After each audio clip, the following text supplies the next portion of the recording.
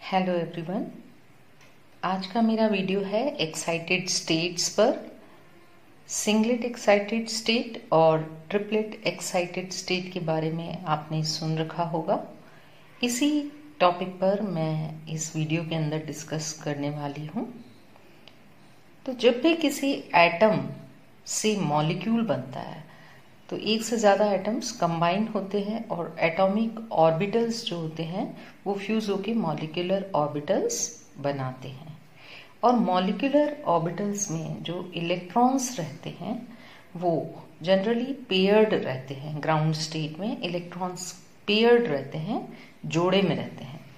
जैसे कि आप कह सकते हो कि ये है किसी मॉलिक्यूल के ऑर्बिटल के अंदर इलेक्ट्रॉन की पेयरिंग, और ये पेयर्ड फॉर्म में 2 इलेक्ट्रॉन प्रेजेंट हैं एक ऑर्बिटल के अंदर। इस स्टेट को हम कहते हैं सिंगलेट ग्राउंड स्टेट। जब ये मॉलिक्यूल एक एप्रोप्रिएट एनर्जी की लाइट को एब्जॉर्ब करता है, एप्रोप्रिएट इन द सेंस कि हर मॉलिक्यूल की जो लाइट एब्जॉर्ब करने की जो वेवलेंथ होती है, लैम्डा मैक्स होती है, वो अलग अलग होती है। इस पर मैं पिछले वीडियो में अपने बता चुकी हूँ। तो सबसे पहले हम मॉलिक्यूल की लैम्डा मैक्स जानेंगे और फिर जब उस तरंगदैर्घ्य की लाइट मॉलिक्यूल के ऊपर डालेंगे तो मॉलिक्यूल में जो पेयर्ड इलेक्ट्रॉन्स हैं, जो ग्राउंड स्टेट में जो पेयर्ड इलेक्ट्रॉन्स हैं, उनमें से इलेक्ट्रॉन एक एक्साइटेड होके अपर एक्साइटेड स्टेट में चला जाता है। जब appropriate, when absorption of light of the appropriate energy takes place, there may be 2 conditions. Molecule जो है उसके अंदर इलेक्ट्रॉन एक्साइटेड होके ग्राउंड स्टेट से एक्साइटेड स्टेट में तो जाएगा, लेकिन 2 तरह से ये चीज हो सकती है।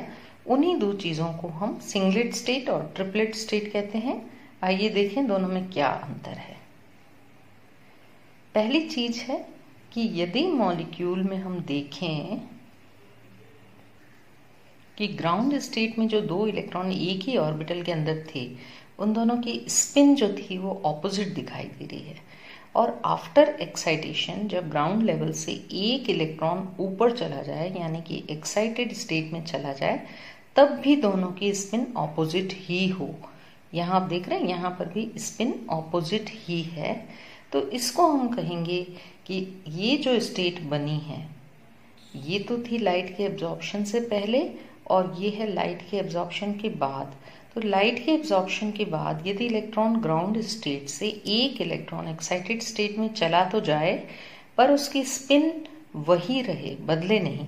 यानी यहाँ पर भी दोनों इलेक्ट्रॉन्स की स्पिन ऑपोजिट थी और यहाँ पर भी दोनों इलेक्ट्रॉन्स की स्पिन ऑपोजिट है। इसको हम +½ और -½ से रिप्रेजेंट कर रहे हैं। तो इस तरह की स्टेज को हम कहेंगे कि सिंगलेट एक्साइटेड स्टेट में आ गया है मॉलिक्यूल। लेकिन यदि कुछ समय बाद, first of all ground state में था, फिर लाइट को एब्जॉर्ब करने के बाद सिंगलेट एक्साइटेड स्टेट में आ गया, लेकिन अगर कुछ समय बाद इस एक्साइटेड इलेक्ट्रॉन की स्पिन इन्वर्ट हो जाती है, ये देखिए उलट गई, और अब ये जो एक इलेक्ट्रॉन नीचे वाले ऑर्बिटल में है और एक एक्साइटेड ऑर्बिटल में है, यदि दोनों की स्पिन सेम हो, +½ एंड +½ तो इस प्रकार की एक्साइटेड स्टेट को हम कहते हैं ट्रिपलेट एक्साइटेड स्टेट। एक चीज मैं क्लियर कर दूं कि लाइट के एब्जॉर्प्शन से पहले ग्राउंड स्टेट थी, लाइट के एब्जॉर्प्शन के बाद सिंगलेट एक्साइटेड स्टेट बनी या ट्रिपलेट बनेगी, लेकिन ग्राउंड स्टेट से डायरेक्ट ट्रिपलेट स्टेट कभी नहीं बनेगी, ये वाया सिंगलेट स्टेट ही बनेगी। तो पहले मॉलिक्यूल ग्राउंड स्टेट में होगा, फिर सिंगलेट एक्साइटेड स्टेट में होगा, फिर सिंगलेट एक्साइटेड स्टेट में रहते हुए इसकी स्पिन उलट जाएगी और ये ट्रिपलेट एक्साइटेड स्टेट में आ सकता है वाया इंटर सिस्टम क्रॉसिंग। तो 2 प्रकार की एक्साइटेड स्टेट्स होती हैं, एक सिंगलेट और एक ट्रिपलेट। कैसे डिफाइन करेंगे? द इलेक्ट्रॉनिक एक्साइटेशन में take place without spin inversion and therefore the electron spin remains as such in the excited state. It is known as singlet excited state, right, जब spin नहीं बदल रही है तब। And दूसरा है, in some cases electronic excitation में be followed by, पहले एक्साइटेशन हो गया और फिर उसके पीछे पीछे स्पिन इन्वर्जन हो सकता है, may be followed bye spin inversion resulting in the formation of a new excited triplet state, that is T1। Singlet, जो फर्स्ट सिंगलेट एक्साइटेड स्टेट है उसको हम S1 से रिप्रेजेंट करते हैं, इसी तरह सेकंड को S2 से, थर्ड को S3 से, एंड सो ऑन। और ट्रिपलेट एक्साइटेड स्टेट में जो फर्स्ट ट्रिपलेट एक्साइटेड स्टेट है वो T1, सेकंड है वो T2, थर्ड है वो T3। आइए अब इनकी स्टेबिलिटी के बारे में बता दूं।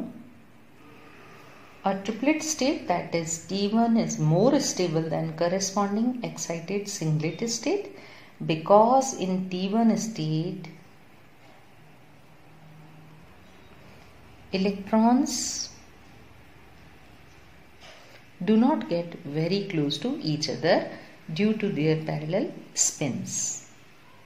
आपने देखा था कि ट्रिपलेट स्टेट में नीचे वाला इलेक्ट्रॉन और ऊपर वाला इलेक्ट्रॉन दोनों की स्पिन पैरेलल थी, एक ही डायरेक्शन में थी, इसलिए वो एक दूसरे के क्लोज नहीं आ पाते हैं, रिपल्स करते हैं एक दूसरे को, चूंकि स्पिन सेम है और इसलिए इनमें लेसर इंटर इलेक्ट्रॉनिक रिपल्शन होता है। इलेक्ट्रॉन पास में आ ही नहीं पाते, इसलिए इनमें आपस में रिपल्शन भी यानी प्रतिकर्षण भी कम हो पाता है। इसलिए जो ट्रिपलेट स्टेट होती है वो लोअर एनर्जी स्टेट होती है सिंगलेट की अपेक्षा। Whereas in singlet state pairing of electron causes more inter electronic repulsion.